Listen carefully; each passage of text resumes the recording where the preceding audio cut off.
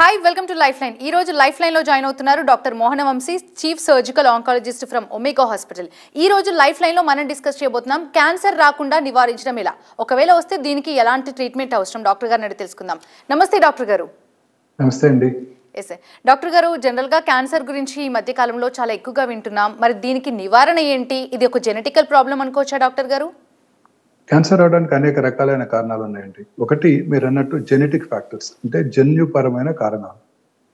రెండోది viral infections. మూడోది environmental factors. Environmental factors అంటే మనం తీసుకునే ఆహారము, మనము ఉండే యొక్క ఎన్విరాన్మెంట్. ఉదాహరణకి ఫ్యాక్టరీలు ఎక్కువగా ఉన్న చోట, థర్మల్ పవర్ ప్లాంట్ ఉన్న చోట వాటి క్యాన్సర్స్ ఎక్కువగా వస్తుంటాయి. ఇలా 3 రకాల కారణాలుగా మనం డివైడ్ చేయవచ్చండి.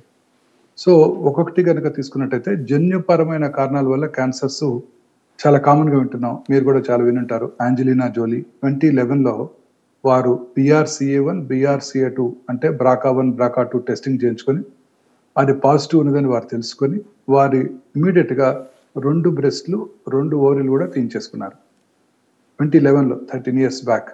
సో అంటే ఈ BRCA1 BRCA2 జీన్స్ కనుక పాజిటివ్ ఉన్నట్టయితే దానిని hereditary breast ovarian cancer syndrome అంటారు. వీళ్ళకి 100% 2 కనుక పాజిటివ్ ఉన్నట్టయితే life time risk of developing breast cancer is 100% and developing ovarian cancer is about 60 to 80%. So అందువల్ల ముందుగా తీర్చేసుకోవడం వల్ల క్యాన్సర్ని నివారించుకోగలిగారు. Very important. చాలా కామన్గా మనం చూస్తుంటాం ఇలాంటివి. ట్రిపుల్ నెగిటివ్ బ్రెస్ట్ క్యాన్సర్ అంటారు. మన ఈ మధ్య హంసానందిని గారు వారు కూడా అనౌన్స్ చేశారు, మన టాలీవుడ్ ఆర్టిస్ట్. వారికి I think she must be very young, 30, 27 అలా ఉంటాయేమో. She also had a breast cancer, triple negative breast cancer. So వారు కూడా టెస్ట్ చేయించుకొని BRCA1 ఒకటి పాజిటివ్ ఉందని తెలుసుకున్నాను.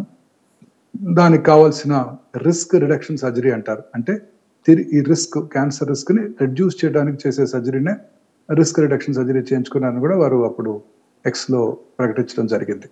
సో ఇవన్నీ మనకి ఏంటంటే ఇంపార్టెంట్ లెసన్ ఏంటంటే చాలాసార్లు కామన్గా చిన్న వయసులో బ్రెస్ట్ క్యాన్సర్ వచ్చినప్పుడు, లేకపోతే ఫ్యామిలీలో 2-3కి బ్రెస్ట్ క్యాన్సర్ ఉన్నప్పుడు, లేకపోతే మగవాళ్ళలో ఎవరికైనా బ్రెస్ట్ క్యాన్సర్ ఉన్నప్పుడు డెఫినెటివ్ ఇండికేషన్స్ ఉన్నాయి. ఆ ఇండికేషన్స్ ఉన్నప్పుడు ఈ BRCA1 BRCA2 చెక్ చేయించుకోవడం ద్వారా వారికి ఆ క్యాన్సర్ వచ్చే అవకాశాన్ని ముందుగా గ్రహించి దానికి కావాల్సిన సర్జరీ కనుక రిస్క్ రిడక్షన్ సర్జరీ చేయించుకుంటే క్యాన్సర్ని మనం నివారించవచ్చు. అలాగే ఫెమిలియల్ ఎడినోబెటస్ పాలిపోసిస్ కోలి అని ఉంటుంది, FAP జీన్. చిన్న వయసులోనే అంటే 15 yearsకే వాళ్ళకి పాలిప్స్ రావటం పెద్ద పేగు నిండా. ఆ పాలిప్స్ వచ్చినప్పుడు ఆ పాలిప్స్ కొన్ని సంవత్సరాల్లోనే 10-15 ఏళ్ళలోనే క్యాన్సర్గా మారటం జరుగుతూ ఉంటుంది. సో వాళ్ళకి క్యాన్సర్ రాకుండా చేయడానికి టోటల్ ప్రాక్టోకోలెక్టమీ లేదా కొన్ని మాడిఫైడ్ సర్జరీస్ కొన్ని ఉన్నాయి, అవి చేయించుకోవడం ద్వారా క్యాన్సర్ని ప్రివెంట్ చేసుకోవచ్చు. అలాగే కొన్ని రకాల మెడులరీ కార్సినోమా థైరాయిడ్ అంటారు, MEN1, multiple endocrine నియోప్లేషియా type 1 type 2. ఈ మెడులరీ కార్సినోమా థైరాయిడ్ కూడా RET జీన్ వల్ల వస్తుంది.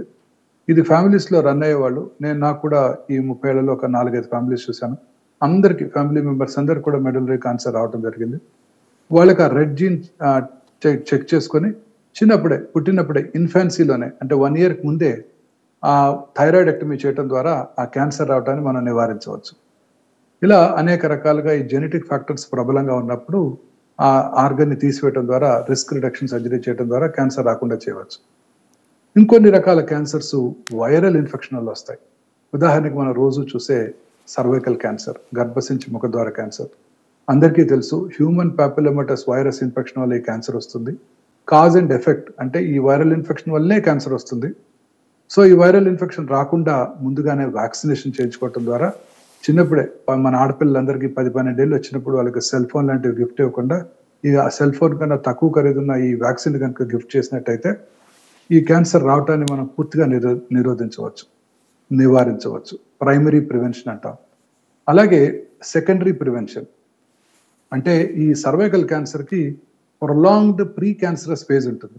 అంటే క్యాన్సర్ రాకముందే మనం దాన్ని గుర్తించవచ్చు.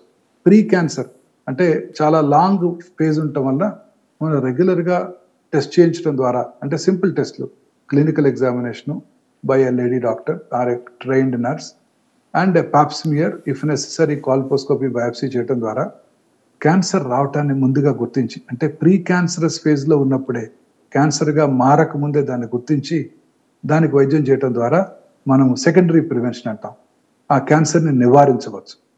సో ఇలా అనేక రకాలుగా మనం క్యాన్సర్ని నివారించడానికి అవకాశం ఉంది. కొన్ని రకాల క్యాన్సర్స్ని స్క్రీనింగ్ చేసుకోవటం ద్వారా ముందుగా గుర్తించవచ్చు. అందులో ముఖ్యమైనది బ్రెస్ట్ క్యాన్సర్.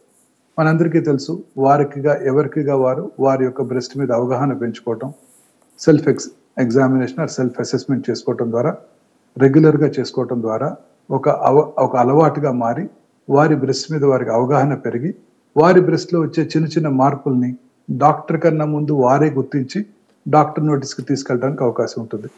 Very important. ప్రతి స్త్రీ కూడా 30 ఏళ్ల తర్వాత లేకపోతే 20 ఏళ్ళ నుంచే వారు పరీక్ష చేసుకోవటం, రెగ్యులర్గా పీరియడ్స్ అయిపోయిన తర్వాత ఒక 1 వీక్ తర్వాత, ఎందుకంటే అవి మోస్ట్ సప్పులుగా ఉంటాయి ఆ టైంలో, రెగ్యులర్గా చెక్ చేసుకోవటం. ఫ్లాట్ ఆఫ్ ద హ్యాండ్స్, అంటే ఈ ఫ్లాట్ ఆఫ్ ద హ్యాండ్తో చెక్ చేసుకోవటం, టిప్స్ ఆఫ్ ద ఫింగర్తో కాకుండా లెఫ్ట్ చెస్ట్ని రైట్ హ్యాండ్తోనూ, రైట్ చెస్ట్ని లెఫ్ట్ హ్యాండ్తోనూ, స్నానం చేస్తున్నప్పుడు సోప్ రాసుకున్నప్పుడు కూర్చొని ఒకసారి చెక్ చేసుకోవటం, తర్వాత రూమ్కి వెళ్ళాక ఒకసారి పడుకొని చెక్ చేసుకోవటం, షోల్డర్ బ్లేడ్ కింద చిన్న పిల్ల పెట్టుకొని పరీక్ష చేసుకోవటం, రెగ్యులర్గా అలా చేసుకోవటం. అలాగే అద్దం ముందు నుంచొని బ్రెస్ట్ యొక్క స్కిన్ మీద ఏమైనా మార్పులు వచ్చాయా, ముడతలు పడ్డాయా, నరాలు ఉబ్బు ఉన్నాయా, నిప్పుల్ ఎండ్ ఏరియా కాంప్లెక్స్ మీద ఏమైనా మార్పులు వచ్చాయా, అలాగే నెలకు ఒకసారి నిప్పుల్ని స్క్వీజ్ చేసి ఏమైనా డిశ్చార్జ్ ఉందా. కలర్లెస్ డిశ్చార్జ్, గ్రీనిష్, ఎల్లోయిష్ మనం ఇగ్నోర్ చేయవచ్చు. బట్ బ్లడీ డిశ్చార్జ్ కానీ, బ్లాకిష్ కానీ, బ్రౌనిష్ డిశ్చార్జ్ ఉన్నట్టయితే ఇమీడియట్గా డాక్టర్ నోటీస్కి తీసుకెళ్ళాలి. ఆ తర్వాత మ్యామోగ్రఫీ పరీక్ష. ఇండియన్ బ్రెస్ట్ సొసైటీ రికమెండేషన్స్ ప్రకారం మ్యామోగ్రఫీ పరీక్ష ఇప్పుడు కొత్తగా డిజిటల్ మ్యామోగ్రఫీ, అలాగే 3D డిజిటల్ మ్యామోగ్రఫీ అందుబాటులోకి వచ్చింది. దీని ద్వారా అతి తక్కువ రేడియేషన్తో బ్రెస్ట్ని స్క్రీన్ చేయడం ద్వారా బ్రెస్ట్ క్యాన్సర్ రావటాన్ని మనం ముందుగా గుర్తించవచ్చు. ముందుగా గుర్తించినట్టయితే క్యాన్సర్ని పూర్తిగా క్యూర్ చేసుకోవడానికి అవకాశం ఉంటుంది. అలాగే పురుషుల్లో ప్రాస్టేట్ క్యాన్సర్ 50 ఏళ్ళు దాటిన తర్వాత ప్రతి పురుషుడు కూడా సంవత్సరానికి ఒకసారి simple blood test, prostate specific antigen చేసుకోవడం ద్వారా క్యాన్సర్ రావటాన్ని ముందుగా గుర్తించి పూర్తిగా నివారించడానికి కూడా అవకాశం ఉంటుంది. కొంతమంది ఎట్ రిస్క్ గ్రూప్స్ ఉంటారు. ఉదాహరణకి క్రానిక్ స్మోకర్స్, అంటే 20-30 సంవత్సరాలు స్మోక్ చేసిన వాళ్ళకి ప్రొలాంగ్డ్గా స్మోక్ చేశారు కాబట్టి వాళ్ళకి లంగ్ క్యాన్సర్ వచ్చే అవకాశాలు ఎక్కువ ఉంటాయి. వాళ్ళకు కూడా రెగ్యులర్ ఇంటర్వెల్స్లో ఇప్పుడు కొత్తగా వచ్చే సిటీ స్కాన్స్ అన్ని కూడా లో డోసేజ్ రేడియేషన్ డోస్తో వస్తున్నాయి. Some of them are artificial intelligence powered CT scans వస్తున్నాయి. వీటి ద్వారా ముందుగా మనం ఆ క్యాన్సర్ అవటాన్ని పసిగట్టవచ్చు. మొన్న మధ్యనే అమెరికాలో ఒక పాపులర్ ట్రెండ్ దట్ అయింది. ఒక lady, she was just about 42 years, ఊరికే రొటీన్గా వారు ఎంఆర్ఐ చేయించుకోవడం జరిగింది, హోల్ బాడీ ఎంఆర్ఐ చేయించుకున్నప్పుడు to every one surprise they found a small lung nodule. So ఈ మధ్య కాలంలో యుఎస్ఏలో ఇది ఒక ట్రెండ్గా మారింది. రొటీన్ స్క్రీనింగ్ ఎంఆర్ఐతో అడ్వాంటేజ్ ఏంటంటే సిటీ స్కాన్తో కంపేర్ చేసినట్టయితే రేడియేషన్ డోస్ ఉండదు. మ్యాగ్నెటిక్ రెజొనెన్స్ ఇమేజింగ్లో రేడియేషన్ డోస్ ఉండదు. సో తద్వారా మనం ఎటువంటి రేడియేషన్ లేకుండా స్క్రీన్ చేసుకుని వారు ఆ లంగ్ నాడ్యూల్ని కనుక్కొని సర్జరీ చేయించుకోవడం ద్వారా దాన్ని క్యూర్ చేయగలిగారు. అంటే ఇంకా these results are not right. Studies జరుగుతున్నాయి. రొటీన్ ఎంఆర్ఐ చేయించుకోవటం, దానివల్ల కాస్ట్ ఎఫెక్టివ్ బెనిఫిట్ ఎంత ఉంటుంది తెలుసుకోవాల్సి ఉంటుంది. తద్వారా దాన్ని మనం మన ప్రజలకి రికమెండ్ చేయడానికి అవకాశం ఉంటుంది. ఇలా ఈ పద్ధతుల ద్వారా క్యాన్సర్ని, జన్యుపరమైన క్యాన్సర్స్, అలాగే వైరల్ ఇన్ఫెక్షన్స్ యొక్క క్యాన్సర్స్ని మనం నివారించడానికి అవకాశం ఉంటుంది. ఇంకొక important virus hepatitis B virus. చాలాసార్లు చూస్తుంటాం హెపటైటిస్ బి వైరల్ ఇన్ఫెక్షన్ వాళ్ళలో క్రానిక్ లివర్ డిసీజ్ వస్తుంది. ఈ క్రానిక్ లివర్ డిసీజ్ ఉన్నప్పుడు వాళ్ళలో లివర్ రీజనరేట్ అవుతుంది. లివర్ రీజనరేట్ అయినప్పుడు కొన్ని నాడ్యూల్స్ క్యాన్సర్గా మారవచ్చు. సో అందరూ కూడా ఇప్పుడు ఇండియన్ యూనివర్సల్ ఇమ్యునైజేషన్ ప్రోగ్రాంలో హెపటైటిస్ బి వైరస్ ఇన్ఫెక్షన్కి రాకుండా చేయడానికి మన పిల్లలందరికీ కూడా హెపటైటిస్ బి వైరల్ వ్యాక్సిన్ ఇస్తున్నారు. బట్ ఇంతకు ముందు జనరేషన్ వాళ్ళకి ఇప్పుడు 30 years ఉన్న వాళ్ళకి ఆ వైరల్ ఆ రోజుల్లో వ్యాక్సిన్ ఇవ్వలేదు కాబట్టి వాళ్ళంతా కేర్ఫుల్గా ఉండాలి. ఎవరికైనా హెపటైటిస్ బి వైరల్ ఇన్ఫెక్షన్ ఉన్నట్టయితే, క్రానిక్ లివర్ డిసీజ్ ఉన్నట్టయితే అశ్రద్ధ చేయకుండా దగ్గరలో ఉన్న ఆంకాలజీ సెంటర్లో కానీ, గ్యాస్ట్రోఎంట్రాలజీ సెంటర్లో కానీ చూపించుకొని రెగ్యులర్గా స్క్రీనింగ్ చేయించుకోవటం ద్వారా ఆ liver disease, chronic liver disease ఎప్పుడు క్యాన్సర్గా మారుతుందో తెలుసుకోవాల్సి ఉంటుంది. సింపుల్ టెస్ట్లు ఉంటాయి. అల్ట్రాసౌండ్ టెస్టు, అవసరమైతే ఆల్ఫా పీటో ప్రోటీన్ అంటే అదొక ట్యూమర్ మార్కర్ ఎవాల్యుయేషన్ చేసుకోవటం ద్వారా ఎప్పుడు అది క్యాన్సర్గా మారుతుందో గుర్తించాల్సి ఉంటుంది. చాలాసార్లు చూస్తుంటాం, చాలామంది వారికి తెలుసు వారికి క్రానిక్ లివర్ డిసీజ్ ఉంది, హెపటైటిస్ బి వైరల్ ఇన్ఫెక్షన్ ఉంది, కానీ అది ఎటువంటి సిమ్టమ్స్ కలగజేయదు. అందువల్ల దాన్ని అశ్రద్ధ చేయడం జరుగుతుంది. వీళ్ళందరిలో కూడా క్యాన్సర్ వచ్చే అవకాశాలు 90% ఛాన్స్ ఆఫ్ డెవలపింగ్ క్యాన్సర్ వీళ్ళందరిలో లివర్ సెల్ క్యాన్సర్, అదే హెపటోమా ఆర్ హెపటోసెల్లార్ కార్సినోమా అంట. సో అందుకని వాళ్ళందరూ కూడా చాలా రెగ్యులర్గా స్క్రీనింగ్ చేయించుకోవడం ద్వారా క్యాన్సర్ రావటాన్ని నిరోధించవచ్చు. ఇంకొక group of patients retroviral disease, that is acquired immunodeficiency syndrome, RVD. ఈ హెచ్ఐవి ఉన్న వాళ్ళందరిలో కూడా ఇమ్యూనిటీ తక్కువగా ఉంటుంది. వీళ్ళలో అన్ని రకాల క్యాన్సర్స్ వచ్చే అవకాశాలు ఎక్కువగా ఉంటాయి. ముఖ్యంగా లింఫాయిడ్ మలిగ్నెన్సీస్, హిమటోలింఫాయిడ్ మలిగ్నెన్సీస్ వీళ్ళలో చాలా ఎక్కువగా చూస్తుంటాం. చాలా మంది ఇప్పుడు హెచ్ఐవి పేషెంట్స్ ఒక 20-30 ఇయర్స్గా ట్రీట్మెంట్ తీసుకుంటూ చక్కగా నార్మల్ లైఫ్ నడపగలుగుతున్నారు. కానీ వీళ్ళందరిలో కూడా 100కు 90 మందికి లాంగ్ స్టాండింగ్ హెచ్ఐవి ఉన్న వాళ్ళలో ఈ క్యాన్సర్ వచ్చే అవకాశాలు ఎక్కువ ఉంటాయి. సో వీళ్ళు కూడా రెగ్యులర్గా క్యాన్సర్ స్క్రీనింగ్ ప్రోగ్రామ్స్లో జాయిన్ అయ్యి దీన్ని క్యాన్సర్ రావటాన్ని ముందుగా పసిగట్టినట్టయితే వారికి కూడా క్యూర్ చేయడానికి అవకాశం ఉంటుంది. అన్ని రకాల క్యాన్సర్స్ వాళ్ళలో వచ్చే అవకాశాలు ఎక్కువ ఉంటాయి. ముఖ్యంగా ఈ హెమటోలింఫాయిడ్ క్యాన్సర్స్, స్కిన్ క్యాన్సర్స్, కపోసి సార్కోమా, మిగతా అన్ని రకాల క్యాన్సర్స్ కూడా వాళ్ళకి ఎక్కువగా ఉంటాయి. అండ్ వాళ్ళ క్యాన్సర్స్ వచ్చినప్పుడు చాలా అగ్రెసివ్గా ఉంటాయి, ఎందుకంటే వాళ్ళ ఇమ్యూనిటీ చాలా తక్కువగా ఉంటుంది. సో అందువలన వాళ్ళు కూడా రెగ్యులర్ స్క్రీనింగ్ ప్రోగ్రామ్స్లో జాయిన్ అవ్వాల్సి ఉంటుంది. డాక్టర్ గారు, జనరల్ గా మనం ఈ మధ్య కాలంలో చూస్తే పిల్లల నుంచి పెద్దల వరకు చాలా వరకు కూడా జంక్ ఫుడ్ తినడానికి ఇష్టపడడం కానీ, కూల్ డ్రింక్స్ తీసుకోవడం కానీ, బయట ఫుడ్ కి ఎక్కువగా ప్రిఫరెన్స్ ఇస్తున్నారు. డాక్టర్ గారు, ఇది ఎంతవరకు ఈ క్యాన్సర్ కి కారణం అవ్వచ్చు అంటారు? డెఫినెట్ గా ఇవన్నీ కూడా క్యాన్సర్ కారకాలేనండి. ఇప్పుడే చూసాం మనం ఒక మంచి అడ్వర్టైజ్మెంట్, చాలా క్రిస్పీ, చాలా బాగుంది తినడానికి, క్రిస్పీ చీజీ ఏదో అడ్వర్టైజ్మెంట్, పిజ్జా అడ్వర్టైజ్మెంట్ వచ్చింది ఇప్పుడే మన టీవీలో ఇప్పుడే చూసాం. సో ఇవన్నీ కూడా క్యాన్సర్ కారకాలు మేడం. అందులో వాడే హై ఫ్యాటీ డైట్ అన్నీ కూడాను వాటిలో ఉండే ఫ్యాటీ యాసిడ్స్ అవన్నీ కూడా క్యాన్సర్ కారకాలు. అందులో అనేక రకాలైన ప్రిజర్వేటివ్స్ వాడతారు, అజినోమోటో, అనేక రకాలైన కలరింగ్ ఏజెంట్స్ వాడతారు. ఇవన్నీ కూడా క్యాన్సర్ కారకాలు మేడం. ఈ హై ఫ్యాటీ డైట్, ఈ పిజ్జాలు, బర్గర్స్, చీజీ ఐటమ్స్ అన్నీ కూడాను క్యాన్సర్ రావడానికి దోహదం చేస్తాయి మేడం. అన్ని రకాలుగా ఈ హై ఫ్యాటీ యాసిడ్స్ అన్నీ కూడా, ఇవన్నీ కూడాను సాచురేటెడ్ ఫ్యాట్స్ ఉంటాయి వీటిల్లో, ఇవన్నీ ఊబకాయం రావడానికి అలాగే క్యాన్సర్ రావడానికి దోహదం చేస్తాయండి. సో ఈ ఫ్యాటీ డైట్ ఎక్కువగా తీసుకున్న వాళ్ళు, diet is a very important risk factor for cancer, అన్ని రకాల క్యాన్సర్స్. చిన్న ఎగ్జాంపుల్ చెప్తానండి. Japanese they eat very healthy diet. వాళ్ళు తీసుకునే ఆహారం చాలా హెల్దీగా ఉంటుంది. వాళ్ళకి మనకు ఒక చిన్న సిమిలారిటీ ఉంది, rice eating. South Indians, Japanese ఇద్దరు కూడా రైస్ ఎక్కువ తీసుకుంటారు. ఈ రెండు చోట్ల సౌత్ ఇండియాలోను అలాగే జపాన్లో కూడా గ్యాస్ట్రిక్ క్యాన్సర్ ఎక్కువగా చూస్తుంటాం. అంటే rice is maybe the one of the causes అనమాట. బట్ ఇదే జాపనీస్లో క్యాన్సర్ ఇన్సిడెన్స్ చాలా తక్కువ అండి. ఈ జాపనీస్ యుఎస్ఏ మైగ్రేట్ అయినప్పుడు సెకండ్ జనరేషన్, థర్డ్ జనరేషన్ మైగ్రెంట్స్లో ఈ క్యాన్సర్ వచ్చే అవకాశాలు అమెరికన్ పాపులేషన్తో ఎంత ఎక్కువ ఉందో అంత ఉంటుందండి. అంటే basically life style is a very important risk factor of cancer. ఇప్పుడు మనం కూడా భారతదేశంలో చూసినట్టయితే అర్బన్ ఏరియాస్లో ఉన్న క్యాన్సర్ ఇన్సిడెంట్స్ రూరల్ ఏరియాస్లో మనం చూడలేదండి. ముఖ్యంగా ముంబై, కాల్కటా, తర్వాత హైదరాబాద్లో ట్యూమర్ హిస్టరీ లేదనుకోండి, బెంగళూరు, న్యూఢిల్లీ ట్యూమర్ హిస్టరీస్లో క్యాన్సర్ ఇన్సిడెంట్స్ అంటే క్యాన్సర్ సంవత్సరానికి కొత్త క్యాన్సర్ కేసెస్ చాలా ఎక్కువగా చూస్తున్నాం. అదే యుఎస్ఏలో ఇంకా దీనికి 3 times, భారతదేశంలో అర్బన్ ఏరియాస్లో కన్నా 3 times ఎక్కువ చూస్తున్నాం. మన రూరల్ ఏరియాస్లో చాలా తక్కువ ఉంటుంది ఇప్పటికీ కూడా క్యాన్సర్. ఎందుకంటే వాళ్ళ ఫుడ్ హ్యాబిట్స్, వాళ్ళకి లక్కీగా ఇవన్నీ అందుబాటులో లేవు. స్విగ్గీ, జొమాటోలో దొరికే ఈ కలర్డ్ ఫుడ్ ఐటమ్స్, అలాగే నిన్న కూడా విన్నాము మన మంచూరియా బ్యాన్ చేశారు బెంగళూరు సిటీలో. పీచు మిఠాయి, మన రోజు తినే క్యాండీ, కాటన్ క్యాండీ, వీటిలో ఉండే రోడమిన్ బి కలరింగ్ ఏజెంట్ అనేక రకాలైన క్యాన్సర్కి దారితీస్తుంది. అన్ని రకాలుగా చూసే ఆ రెడ్ కలర్ చికెన్ 65, పన్నీర్ 65 రోజు చూస్తుంటాం అడ్వర్టైజ్మెంట్స్ అన్ని చోట్ల. ఇవన్నీ కూడా డెఫినెట్గా క్యాన్సర్ కారకాలండి. ఈ ఆర్టిఫిషియల్ కలర్స్ ఇవన్నీ కూడా క్యాన్సర్ రావడానికి దోహదం చేస్తాయి. ఈ అన్ని రకాలుగా ఈ సాచురేటెడ్ ఫ్యాట్స్ అన్నీ కూడా క్యాన్సర్ రావడానికి దోహదం చేస్తాయి.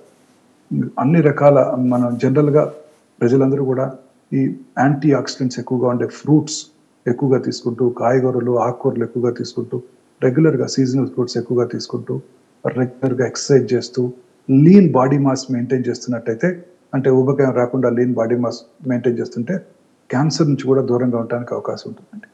అన్ని రకాల colouring agents, artificial flavouring agents, preservatives, మనం తీసుకునే అన్ని రకాల ప్రిజర్వేటివ్ ఏజెంట్స్, ఈ అన్ని మన టిన్డ్, క్యాన్డ్ ఐటమ్స్ అన్నీ కూడా డెఫినెట్గా క్యాన్సర్ కారకాలు.